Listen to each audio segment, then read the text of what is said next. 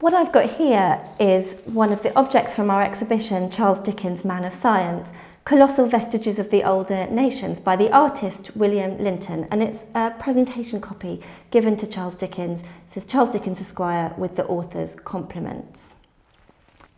This book was written by an artist, and it's about Stonehenge, the Egyptian pyramids, a wide variety of ancient monuments. And it seems at first glance to simply be an artistic book, but as you read it, it takes in geology, archaeology, evolutionary science, mechanical sciences. And what it shows us is that if we're looking on Dickens's bookshelves for scientific books, we need to be open-minded about what they might be. They might include books that look to us like artistic books, but in the Victorian period covered a wide range of subjects.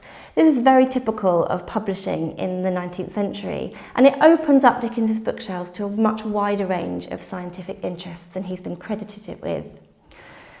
He was also friends with a wide variety of scientific figures of his day, and this isn't always captured on his bookshelves. He might have owned books by Faraday or by Charles Darwin, and he certainly did read many of those books. But he also had friendships that aren't captured on the bookshelves and that reveal a much greater interest or depth of interest in science than he's often been credited with. So just to take a few examples, Dickens was friends with Richard Owen, who was the president of the Hunterian Museum at the Royal College of Surgeons and who later set up the Museum of Natural History. Dickens, in fact, helped publicise his aim for a National Museum of Natural History by publishing ideas about it in his journal all the year round. He was also friends with the mathematician Ada Lovelace, and he read at her request passages of Dombey and Son to her on her deathbed.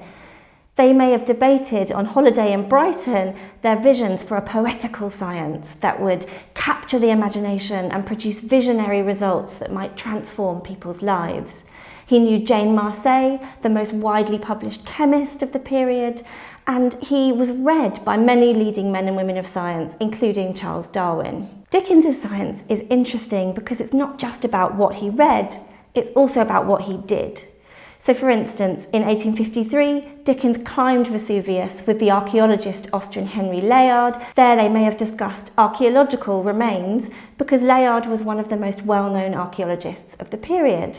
Dickens also attended soirees at the homes of famous men and women of science like Charles Babbage, who frequently exhibited his difference engine.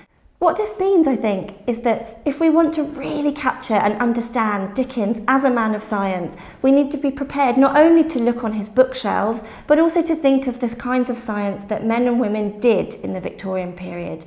Going out on geological fieldwork, climbing Vesuvius, debating things at dinner parties, attending scientific shows and spectacles. Everywhere we look when we think of science in this way, we can find Dickens there.